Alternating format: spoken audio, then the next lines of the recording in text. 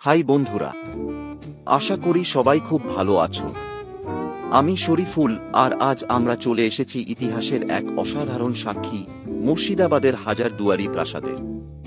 আমার সাথে এই অ্যাডভেঞ্চারে রয়েছে আমার বোন সুমি, আমাদের দুষ্টু দিদি, আর সুমির পুরো পরিবার, অবশ্যই আমার ভাগ্নে সানিও আছে। আজ আমরা সারাদিন ধরে ঘুরে দেখব এই ঐতিহাসিক স্থানটি এবং তোমাদের সাথে শেয়ার করব আমাদের দারুণ সব অভিজ্ঞতা। চোখ ধাঁধানো সেই হাজার দরজা। দেখুন বন্ধুরা, এই বিশাল প্রাসাদটি সত্যিই চোখ ধাঁধানো। এর নাম হাজারদুয়ারি, মানে হাজার দরজার প্রাসাদ। কিন্তু এর ভেতরে লুকিয়ে আছে এক দারুণ মজার রহস্য, যা এর নামের সঙ্গে জড়িয়ে। তোমরা জানো কি, হাজারদুয়ারির হাজারের মধ্যে মাত্র 100টা দরজা আসল, বাকি সব নকল।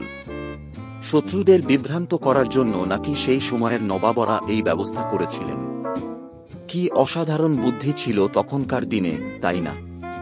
এই বিশাল ইউরোপীয় ধাঁচের স্থাপত্যের প্রতিটি খাঁজে লুকিয়ে আছে বাংলার নবাবী আমলের ইতিহাস আর কৌশল।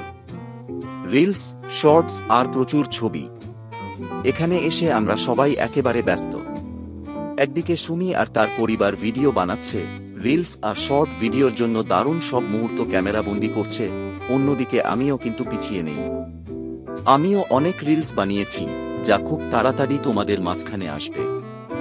এই প্রাসাদ, এর লন আর ভাগীরথীর তীরের শান্ত পরিবেশ সবকিছুই ক্যামেরাবন্দি করার মতো। তোমরা যদি এই ভিডিওটি উপভোগ করে থাকো, তবে অবশ্যই একটি লাইক, কমেন্ট এবং শেয়ার করে পেজটি ফলো করে রেখো। আর আমাদের ইউটিউব চ্যানেলে সাবস্ক্রাইব করতে ভুলো না। চলো এবার আমরা পুরো প্রাসাদটা ঘুরে দেখি এবং তোমাদেরকেও দেখাই। চলো এবার আমরা হাজারদুয়ারি সম্পর্কে কিছু গল্প শোনাই তোমাদের। মুর্শিদাবাদের আকাশে তখনও নবাবদের নাম ঝলমল করছে। এই সময়ের নবাব ছিলেন হুমায়ুন জাহরা। তিনি স্বপ্ন দেখলেন এক বিশাল প্রাসাদের, যা দেখে মানুষ অভিভূত হবে, ইংরেজরাও অবাক হবে, আর সময় সাক্ষী থাকবে তার রাজকীয়তা। এই মহান স্বপ্নকে বাস্তবে রূপ দেবার কাজ পেলেন ইংরেজ স্থপতি ডাঙ্কান ম্যাকলিওড। 1829 সালে শুরু হলো এর নির্মাণ কাজ। দিন রাত খেটে যাচ্ছিল শত শত কারিগর ও শ্রমিক।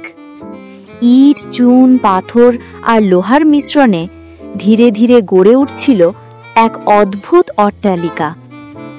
প্রতিটি স্তম্ভ যেন গর্জন করে বলছিল, আমরা রাজকীয় ঐতিহ্যের প্রতীক। হাজারদুয়ারির সবচেয়ে বিস্ময়কর দিক হলো এর 1000 দরজা। 900 দরজা সত্যিই খোলা বন্ধ করা যায়, আর প্রায় 100 দরজা ছিল নকল, কেবল বিভ্রান্তি তৈরির জন্য। এই কৌশল ছিল এক ধরনের স্থাপত্য শিল্প, যা প্রাসাদকে করেছিল রহস্যময় ও অভেদ্য। কেউ যদি প্রবেশ করতে চাইতো, সহজে বুঝতে পারে। আলো কিংবা সন্ধ্যার লাল আভা পড়লে ঝলমল করে উঠত সেই 1000 দরজা। দূর থেকে মনে হতো যেন কোনো স্বপ্নের প্রাসাদ আকাশের সঙ্গে মিশে দাঁড়িয়ে আছে। ভেতরে ছিল রাজকীয় দরবার হল, ঝকঝকে কাচের ঝাড়বাতি, অমূল্য আসবাবপত্র, বিরল অস্ত্রশস্ত্র আর মহামূল্যবান চিত্রকলা। এখানেই বসত নবাবদের সভা, রাজকীয় আলোচনা সভা আর জমকালো আয়োজন। প্রতিটি করিডর যেন আজও ফিসফিস করে বলে, এখানে প্রতিধ্বনিত হতো ক্ষমতার কণ্ঠস্বর, বাজত রাজকীয় গানের। হাজারদুয়ারি শুধু একটি প্রাসাদ নয়, এটি এক গৌরবময় প্রতীক। এটি প্রমাণ করে কেমন করে স্বপ্ন স্থাপত্যে রূপ নেয়, আর সেই স্থাপত্য যুগ যুগ ধরে বয়ে নিয়ে চলে ইতিহাস ও ঐশ্বর্যের স্মৃতি।